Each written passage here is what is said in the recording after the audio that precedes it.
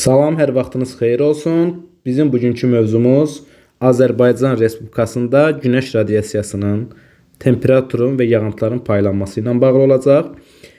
Deməli, bildiyimiz kimi Azərbaycan Respublikasının böyük bir hissəsi subtropik iqlim qurşağında, bir hissəsi isə mülayim iqlim qurşağında yerləşir və Azərbaycana il ərzində günəşli saatların miqdarı kifayət qədər çoxdur. Və ona görə də Azərbaycanı günəşli Azərbaycan da adlandırırdılar.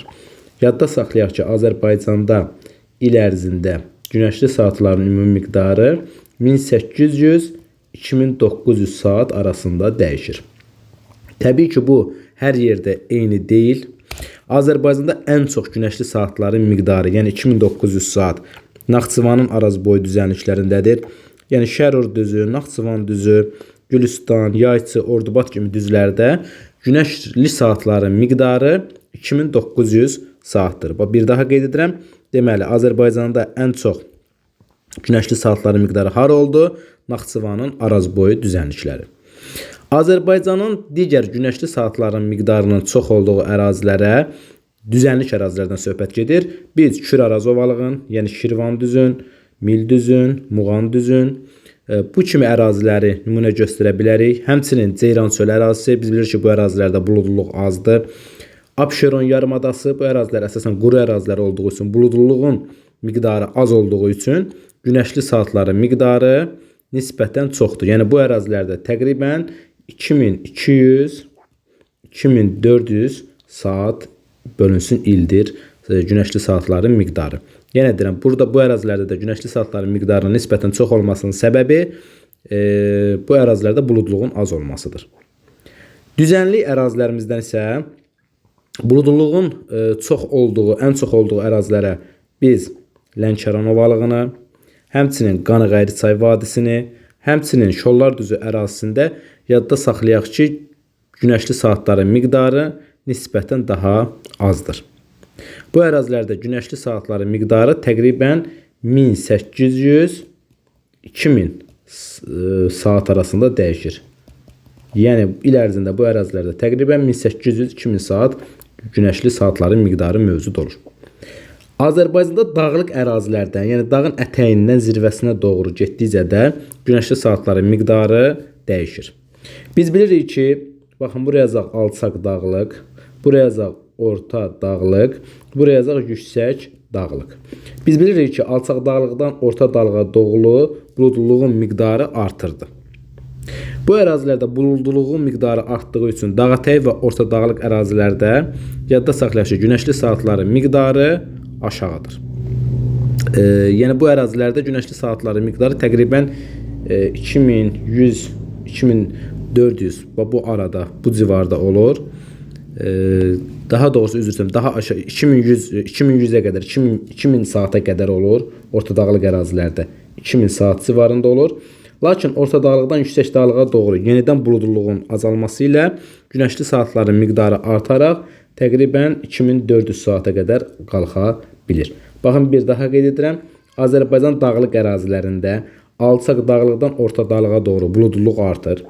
Buludluğun artması nəticəsində günəşli saatların miqdarı azalır. Təqribən 1900-2000 saat civarında günəşli saatların miqdarı olur. Lakin orta dağlıqdan yüksək dağlığa doğru qalxdıqca bu ərazilərdə qeyd etdiyim kimi buludluq azalır yüksək dağlıq ərazilərdə. Ona görə də yüksək dağlıq ərazilərdə buludluğun azalması günəşli saatların miqdarının artmasına 2400 saat olmasını il ərzində gətirib çıxarır. Təbii ki, günəşli saatların miqdarının çox olması günəş radiasiyasının miqdarından asılıdır. Biz bilirik ki, günəş radiasiyası nə idi? Günəşdən gələn işıq, demək, bura qeyd edək, işıq, günəşdən gələn işıq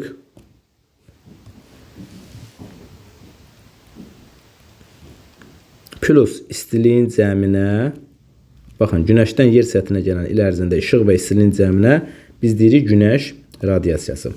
Təbii ki, Azərbaycan ərazisində də Günəş radiasiyasının miqdarı hardasa çoxdursa, orada günəşli saatların, yəni miqdarının çox olması günəş radiasiyasının paylanmasından təbii ki, asılıdır. Ona görə də Azərbaycanda yadda saxlayaq ki, günəş radiasiyasının illik miqdarı, yəni orta göstərici təqribən 120-160 kilokalori bölünsün santimetr kvadrat. Yəni Azərbaycanda da hər santimetr kvadrata orta təqribən 120-160 kilokalori il ərzində günəş radiasiyası gəlir. Lakin bu göstəricilər yenə də hər yerdə eyni deyil. Azərbaycanda günəş radiasiyasının maksimal miqdarı ilk öncə Naxçıvanda yüksək dağlıq ərazilərdədir. Baxın, biz Naxçıvan xüsusən Zəngəzur, Dərələyəz silsilələrinə diqqət yetirsək, bu ərazilərdə günəş radiasiyasının miqdarı çoxdur. Yadda saxlayaq ki, bu ərazilərdə günəş radiasiyasının miqdarı təqribən 152-160 kilokalori civarındadır. Ən çox demək, harda oldu Azərbaycanda günəş radiasiyasının miqdarı? Naxçıvanın yüksək dağlıq ərazilərində. Həmçinin Naxçıvanın alçaq dağlıq əraziləri, həmçinin arazboy düzənliklərdə də günəş radiasiyasının miqdarı çoxdur. Bax, bu qeyd etdiyimiz arazboy düzənliklər, həmçinin orta dağlıq ərazilər, bu ərazilərdə də təbii ki, günəş radiasiyasının miqdarı çoxdur. Günəş radiasiyasının miqdarı bu ərazilərdə isə təqribən 150 kilokalori civarında dəyişir. Deməli, Azərbaycanda günəş radiasiyasının miqdarının yenə də nisbətən daha çox olduğu ərazilərə biz Küraraz ovalığı rayonlar kimi baxsaq, burada Kürdəmir, Şirvan, Ucar, tutaq ki, İmişli, Beyləqan və s. bu kimi rayonlarımızın ərazisində günəş radiasiyasının miqdarı, yəni Küraraz ovalığında bir sözlə günəş radiasiyasının miqdarı bu ərazilərdə də çoxdur. Təqribən 130 kilokalori, 140 kilokalori arasındadır bu ərazilərdə günəş radiasiyasının miqdarı. Lakin orta dağlıq ərazilərdə biz bilirik ki, yenə buludluğun artması ilə orta dağlığa doğru günəş radiasiyasının miqdarı azalır. Yəni orta dağlıq ərazilərdə 120-124 kilokaloriyə qədər enə bilir. Yüksək dağlığa doğru isə əlbəttə ki, buludluğun azalması ilə yenidən günəş radiasiyasının miqdarı artır. Ona görə də elə Azərbaycanda əsasən daha çox günəş radiasiyasının miqdarının olduğu ərazilərə biz yüksək dağlıq əraziləri nümunə göstərə bilərik. Yüksək dağlıq ərazilərdən bir daha qeyd edirəm, ən çox Naxçıvan ərazisindədir. Günəş radiasiyasının illik miqdarı 152-160 kilokaloriyə çatır. Həmçinin Böyük Qafqaz və Kiçik Qafqazın yüksək dağlıq ərazilərində də günəş radiasiyasının miqdarı çoxdur. Burada da günəş radiasiyasının miqdarı təqribən 140-150 kilokaloriyə çatacaqdır. Azərbaycan Respublikasında temperatura baxsaq, Azərbaycanda əlbəttə ki, temperaturun da dəyişməsi, yəni hər yerdə eyni deyil temperatur. Əsasən Azərbaycanın yüksək dağlıq ərazilərində temperatur daha aşağıdır. Lakin düzənlik ərazilərində isə təbii ki, temperatur daha yüksəkdir. Yadda saxlayaq ki, Azərbaycanda düzənlik ərazilərdə, yazıram bura, düzənlik ərazilərdə əsasən havanın temperaturu 10 dərəcədən yüksək olur. Yəni bizdən soruşsa ki, orta illik temperaturun 10 dərəcədən çox olduğu rayonları seçin. Biz bu zaman əsasən düzənlik rayonlarımızı, məsələn Ağcabədi, Kürdəmir, Şirvan, Cəlilabad, Neftçala, Lənkəran, Mingəçevir və s. yəni Xaçmaz, yəni əsasən düzənlik ərazidə yerləşən rayonlarımızı və yaxud da Bakı şəhərinin özü, bu şəhərlərimizi və rayonlarımızı seçəcəyik. Lakin bizə desək ki, orta illik temperaturun 10 dərəcədən aşağı olduğu rayonları seçin. Bu zaman biz əsasən dağlıq əraziləri, məsələn Kəlbəcər, Laçın, Şuşa, Xankəndi, Yardımlı, Lerik, Qəbələ, Oğuz, Şəki, Qax, Balakən, Zaqatala və s. Quba, Qusar, bu kimi rayonları seçəcəyik ki, dağlıq rayonlarımızda deməli havanın orta temperaturu 10 dərəcədən aşağı olacaqdır.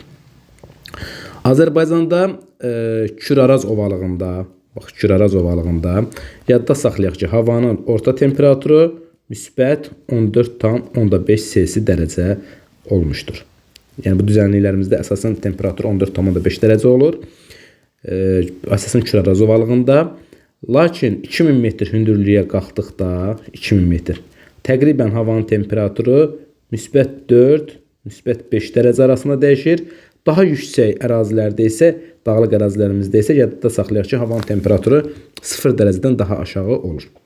Və bir daha qeyd edirəm ki, havanın temperaturu 10 dərəcədən yüksək olan ərazilər əsasən Azərbaycanın düzənlik əraziləridir və bu ərazilərdə əkinçilik üçün, əkinçiliyin inkişafı üçün, kənd təsərrüfatının inkişafı üçün böyük bir potensial vardır ki, çünki havanın temperaturu 10 dərəcədən yüksək olması onun aqroiqlim ehtiyatının daha yüksək olmasına gətirib çıxardır. Azərbaycanda havanın ən aşağı olduğu ərazi Azərbaycanın yüksək dağlıq əraziləridir. Xüsusən Böyük Qafqazda, Baş Qafqaz silsiləsində havanın temperaturu -45, -46 dərəcəyə qədər azalır. Azərbaycanın düzənlik ərazilərində isə ən aşağı temperatur yadımızda saxlayaq ki, Culfadadır. Culfada yadda saxlayaq ki, ən aşağı temperatur, yəni düzənlik ərazilərimizdən söhbət gedir, -33 dərəcə Selsidir. Azərbaycanda ən yüksək temperatur da Culfada qeyd alınmışdır. Culfada ən yüksək temperatur müsbət 46,2 dərəcə Selsi qeydə alınmışdır ki, bu Naxçıvan ərazisinin nə qədər kontinental olduğunu göstərir. Yəni, Culfa ərazisində qış aylarında havanın temperaturu -33 dərəcəyə qədər düşə bilər. Yayda isə müsbət 46,2 dərəcəyə qədər havanın temperaturu qalxa bilər. Azərbaycan digər Aran bölgələrində, Kürdəbir, Ağcabədi, Şirvan və s. bu kimi Aran rayonlarımızda da havanın temperaturu yüksək olur. Bu ərazilərdə də 40 dərəcədən yuxarı temperatur qeyd alınmışdır. Digər düzənlik ərazilərimizdən Lənkəran, həmçinin Qanğayriçay vadisində yerləşən ərazilər, bu kimi və yaxud da dağətəyi zonalarda isə havanın temperaturu təqribən 35, 36, 38 dərəcəyə qədər, yəni temperatur qeydə alınmışdır. Və Azərbaycan ərazisi yadda saxlayaq ki, günəşli ərazi olduğu üçün, həm günəşli saatların miqdarının çox olduğu üçün, həmçinin belə deyək, havanın temperaturu düzənlik ərazilərdə çox olduğu üçün bu ərazilərdə deməli günəş elektrik stansiyalarının tikilməsinə əlbəttə ki, çox böyük şərait var. Xüsusən Naxçıvan arazboyu düzənliklərində, Azərbaycan Kür-Araz ovalığında və digər hətta dağlıq ərazilərində belə günəş elektrik stansiyalarının tikilməsi üçün şərait mövcuddur ki, bu günəş elektrik stansiyalarının tikilməsi daha təmiz enerji mənbəsindən istifadə etməyə və belə deyək, daha ucuz enerji mənbəsindən istifadə etməyə şərait yarada bilər. İndi isə biz sizinlə Azərbaycan Respublikasında yağıntının paylanmasına keçid etsək, yenə də Azərbaycanda yağıntının paylanması da yəni hər yerdə eyni deyildir. Azərbaycanda yağıntıların paylanmasına bir çox amillər təsir göstərir. Bunlardan birincisi, yadda saxlayaq ki, hava kütlələridir. Hava kütlələri, yəni yağıntıların paylanmasında çox böyük rol oynayır. Məsələn, əsasən dəniz üzərindən gələn hava kütlələri, məsələn, mülayim dəniz hava kütlələri və digər hava kütlələri Azərbaycanda yağıntının artmasına səbəb olur. Lakin kontinental hava kütlələri isə əksinə yağıntıları azaldır. Həmçinin ərazinin relyefi, yəni dağlıq ərazilərdə dağlar buludların qarşısını kəsə bilər və dağətəyi ərazilərə, dağların ətəklərinə yağıntı bu zaman daha çox düşə bilər. Həmçinin Xəzər dənizi də deməli Azərbaycanda yağıntıların paylanmasına təsir göstərən əsas amillər hesab olunur. Yadda saxlayaq ki, Azərbaycanda ən az yağıntı Bakı şəhərində, Qaradağ rayonu ərazisində, əsasən Ələt qəsəbəsi ətrafına, bu da Puta məntəqəsinə, həmçinin Qobustanın cənub-şərq hissəsində yağıntıların miqdarı çox aşağıdır. Bu ərazilərdə yağıntıların illik miqdarı yadda saxlayaq ki, təqribən 150-200 mm arasında dəyişir ki, bu da çox aşağı yağıntıların miqdarı deməkdir.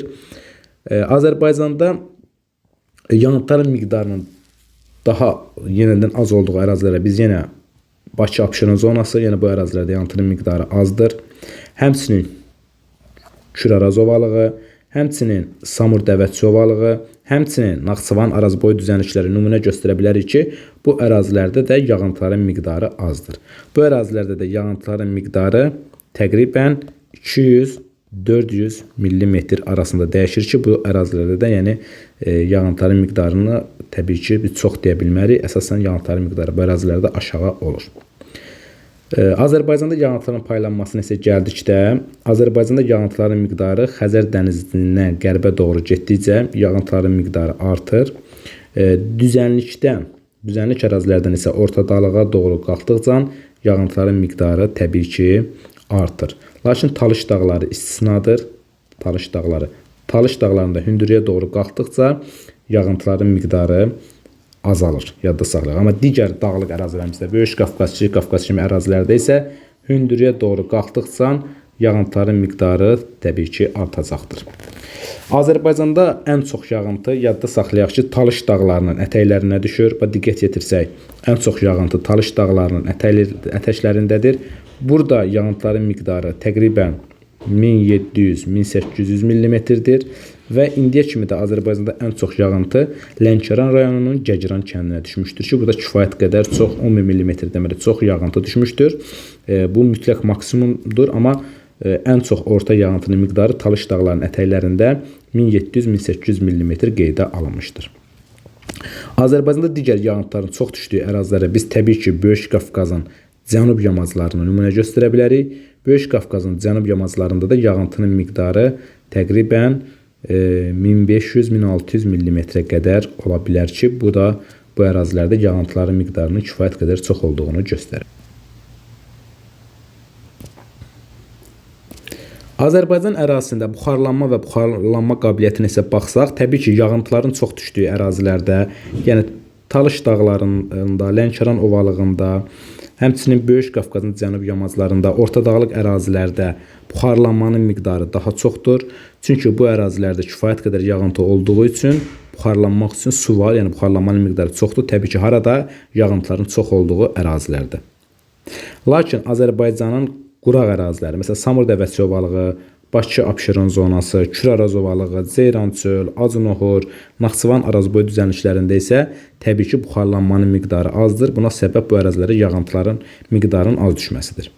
Buxarlanma qabiliyyəti isə, yəni mümkün buxarlanmanın miqdarı isə əksinə olaraq təbii ki, Azərbaycanın buludluluğun az olduğu ərazilərdə, yəni daha isti olan ərazilərdə, tutaq ki, Naxçıvan Arazboy düzənliklərində, Kür-Araz ovalığında, Ceyrançöldə, Bakı-Abşeron zonasında və s. Bu kimi ərazilərdə buxarlanmanın miqdarı, yəni buxarlanma qabiliyyətinin daha doğrusu miqdarı daha çoxdur. Lakin daha soyuq ərazilərdə, yüksək dağlıq ərazilərdə, həmçinin orta dağlıq ərazilərdə isə təbii ki, buxarlanma qabiliyyəti daha aşağı olacaqdır.